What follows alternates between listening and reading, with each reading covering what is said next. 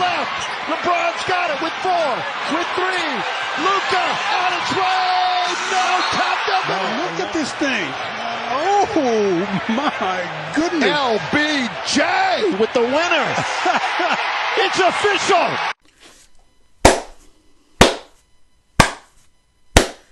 What a dope-ass game. Welcome in Lakers Talk. I am Derek Chapman. Whew. A buzzer beater. Can you believe it? Oh, I was jumping and cheering. So before we get into it, you guys, please like and subscribe and comment. We are growing this community. It is growing phenomenally. So I appreciate you all. But there is some 80% of you that are watching and not subscribing. Please come on and hit that subscribe button so you can get all your Lakers news, gossip, and everything in between. So let's go to last night's game. So the Lakers beat the Indiana Pacers in Indiana 120 to 119. And as you just watched, it was the tip-in from LeBron James to get the bucket. And LeBron was just like, it was in, it was in, it was good, it was good, it was good. Oh, I thought they were going to lose that game. There were many times I thought they were going to win. But I was like, oh no, last bucket. Who's going to win this game? Well, phenomenal. I don't think I always almost forget my ceremony. I get so excited. So with every Lakers win, we bring out the Mardi Gras championship beads. How dope is that? And we put them on Mr. Bean Bryant. There we go. Lakers get the dub.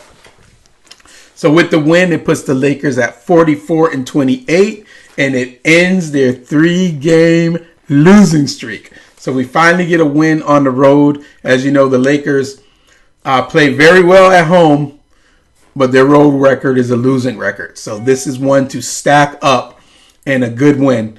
So it puts them 4th in the West. We keep teeter-tottering from 2nd to 3rd to 4th. Even with the 3 losses, because we built such a big streak of wins, it still maintains us in the 4th place. So we are tied with the Grizzlies, literally tied with the Grizzlies. And then the Nuggets are in 3rd place, and then the Rockets are in 2nd place. So we still are in striking distance of catching the Nuggets in the 3rd and catching the Rockets in the 2nd. My big thing is, we just need to be healthy. We need to be operating on full strength when we reach the playoffs. But it would be good to have the 2nd seed. So, good game. The Lakers looked great. The first 2 quarters, the ball was moving. The threes were falling. The defense looked good. But Indiana's a good team. Any good team. After the halftime, they came back and they made it a game. But it always felt like the Lakers had them at bay. The Lakers were always pushing them back. When they made a surge, the Lakers were able to hold them off. And then we got to the 4th quarter. Then I started getting nervous. But then comes Rui Hachimura. Coming back from injury, he had those 2 clutch buckets at the end of the game. And I think we ended up getting a 7-point lead with like a minute and a half left. So in my mind, I'm thinking, okay, we got this. No, Indiana kept fighting. And it took that last shot and that last Luka's shot and then LeBron's tip in for us to get the win. So let's look at the box score. Luka looked great. 34 points, 7 rebounds, 7 assists. I mean, what a freaking stat line.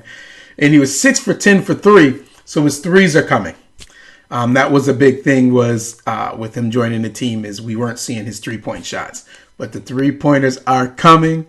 Austin Reeves, I think during several points of the game, Austin was keeping the Lakers in contention, or keeping them, like when the Pacers would make the surge, it would be Austin coming up with something big. So Austin had 24 points, 4 rebounds, 5 assists, so great for him. And then LeBron James, he only had 2 points, I think, in the first half.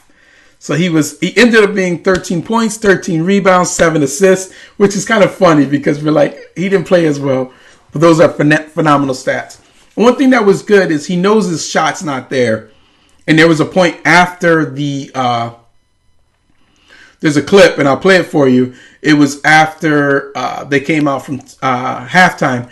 LeBron came out like 10 minutes earlier than the rest of the team so that he could put up shots.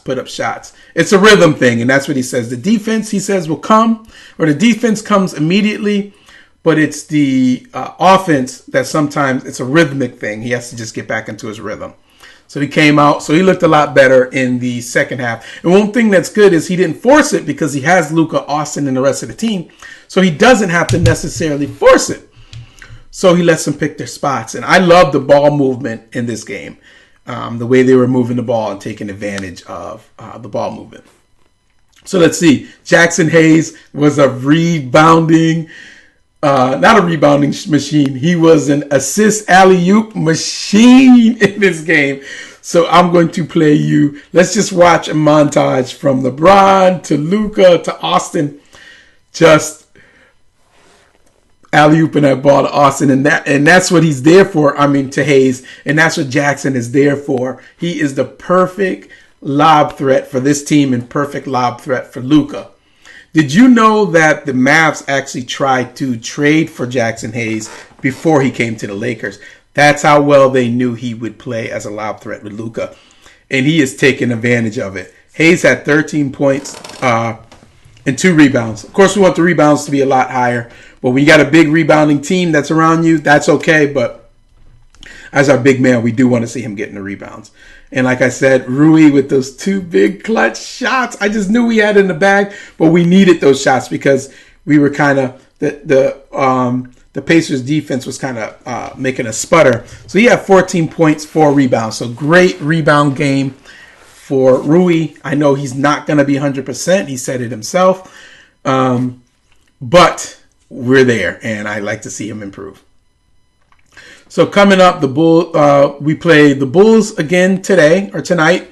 So we got a back-to-back, and then next up comes the Grizzlies. So Bulls, we want freaking revenge. That's number 1. The Grizzlies were tied, so this is a big game. So we'll be in Memphis, huge game, and then comes the Rockets. So another big game, but that'll be a home game when we're battling for the 3rd and 2nd seed. So these are W's that we need to get. So with that being said, let's just go to one of the elephants in the room. I'd be remiss not to mention it. Let's go with a hot take. LeBron James and Stephen A. Smith going back at each other. I'm all on LeBron's side, not because I'm a Lakers fan, but Stephen A. Smith and some of the other talking heads like Brian Windhorst.